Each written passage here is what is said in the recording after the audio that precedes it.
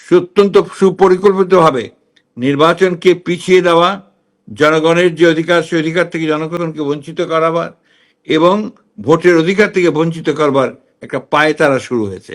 এবং আপনারা নিশ্চয়ই লক্ষ্য করেছেন যে বিভাজনের রাজনীতি আবার শুরু হয়েছে।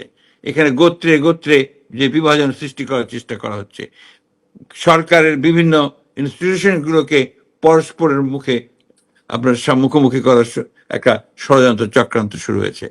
আমরা দেখতে পাচ্ছি যে কিছু মানুষ যারা সরকারের মধ্যে অনুপ্রবেশ ঘটিয়ে বাংলাদেশকে ভিন্ন দিকে নিয়ে যাওয়ার চেষ্টা করছে, ভিন্ন খাতে তাকে প্রভাবিত করবার চেষ্টা করছে। বাংলাদেশ জাতীয়তাবাদী দলের উপরে সবসময় গুরু দায়িত্ব এসে পড়ে। সেই দায়িত্বটি হচ্ছে গণতন্ত্রকে প্রতিষ্ঠা করবার দায়িত্ব। সেই দায়িত্ব হচ্ছে বাংলাদেশকে আবার নতুন করে গড়ে তুলবার দায়িত্ব।